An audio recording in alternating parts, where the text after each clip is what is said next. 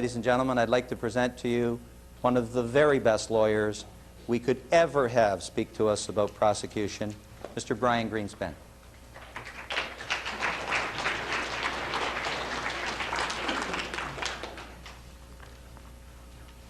Thank you, Pat. It's interesting that I come after Pat's talk about telling a story, because the inclusion of even one Greenspan in this morning's program is a mystery, because we're incapable genetically of telling a story in 10 minutes. But the whole notion of cross-examination is, and mastering cross-examination in terms of the learning curve, is a learning curve that spans a career. And I doubt very much whether 25 years ago I would have made that admission. But over the course of time, what you realize is even the most carefully prepared cross-examinations, upon reflection, needed improvement. And the improvement comes from getting up and doing it, not listening to it. Read everything. Read every book that existed. Watch as much as you can. But what you'll find is, by standing up, cross-examining, that's where you come to at least potentially master the skill. There are very few naturals at doing this. I think I've seen only one in my career, and that's someone that Justice Durno referred to, and that was David Humphrey Sr. And he was one of the very few naturals who could walk into a courtroom. And what the problem is if you watched him, and then the next day you walked in and tried to emulate him, it was disaster time. What you have to do is take your strengths and convert your strengths through experience into effective cross-examination. Now, the topic, and my topic, is perhaps it's one that's very, very dear to me, and that's the expert. It seems that since the judgment of the Supreme Court of Canada in Mohan, when a hopelessly divided court was able to rise to the occasion and unite in my crushing defeat 9-0, that I've apparently been assigned the task constantly of analyzing the role of experts in their area of expertise. But when you examine the 14 topics that have preceded me today, and at least the 14 speakers who have preceded me, by now most of what I will say is likely redundant. The blueprint, the organization, the development of a theme, the establishment of your defense, or at least the position of the defense through cross-examination, they're the constant, persistent messages which experienced cross-examiners attempt to deliver.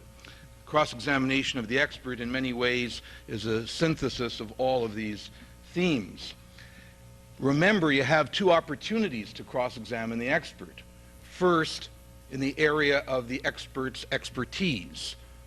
And there's a twofold notion to expertise post-Mohan that I'll talk to you for a few minutes about in a moment. And then there's the main cross-examination, where you're challenging the witness and challenging the expert's area, at least in the particular area that you're focused upon.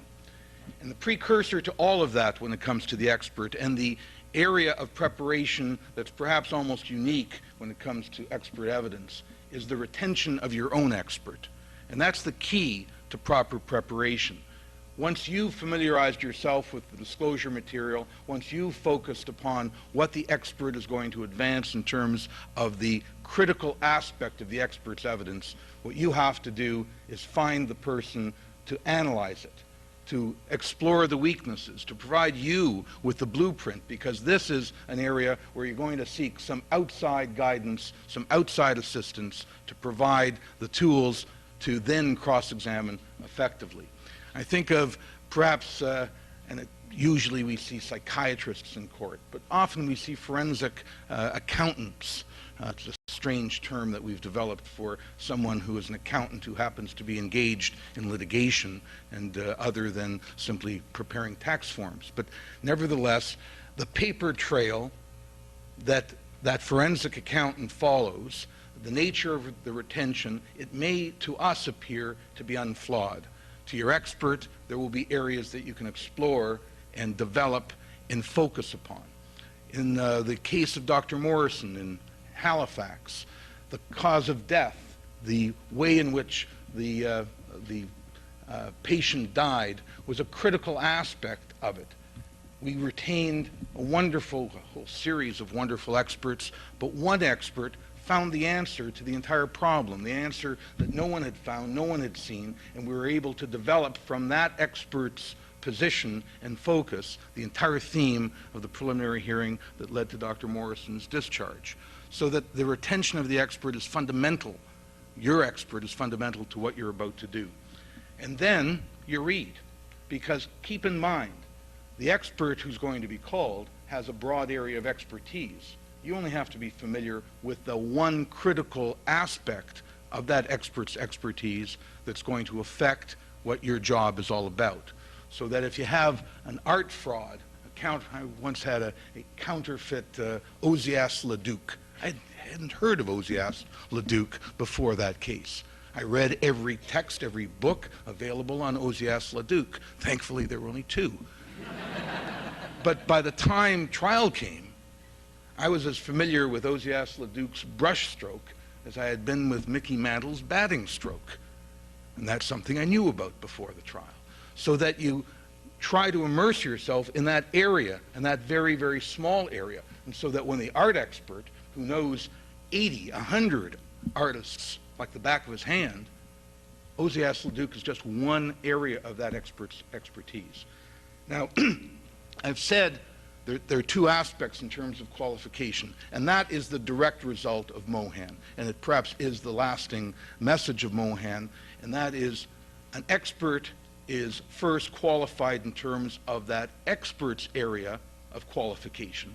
And generally speaking, most experts called will be qualified as experts.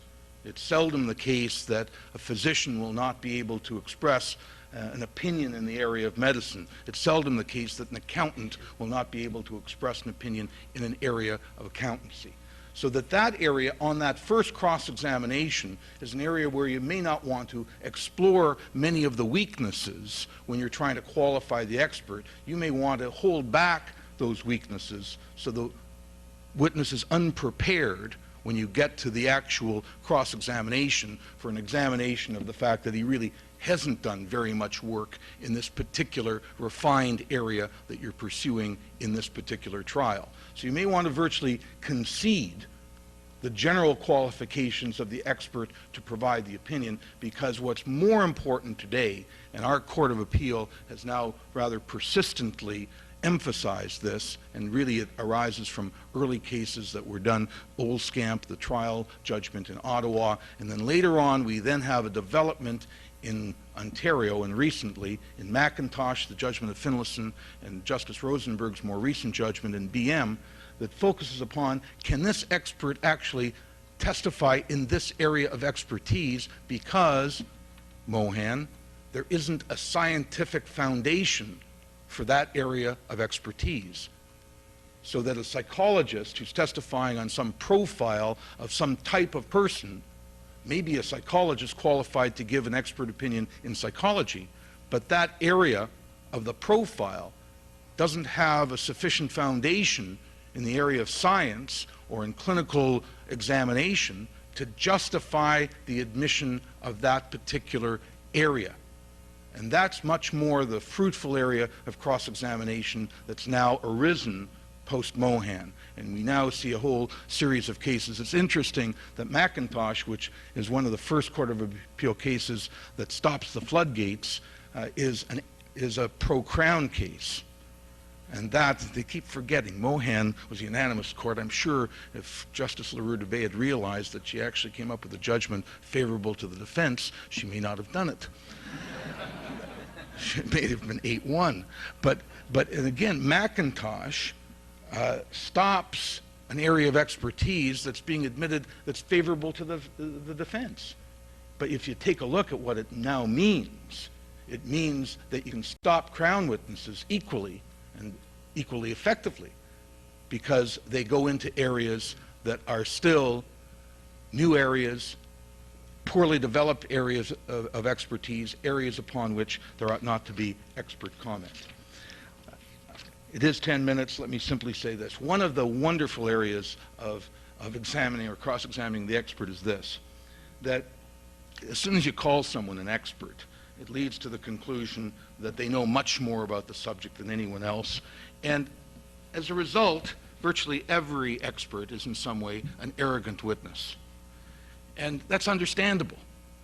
But there are two types of arrogant witnesses, and perhaps the distinction is between the humbly arrogant and the arrogantly arrogant.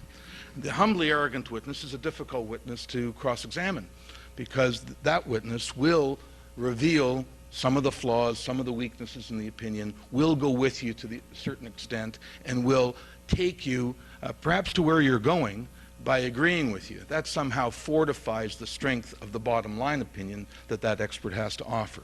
The arrogantly arrogant witness and expert witness is a joy.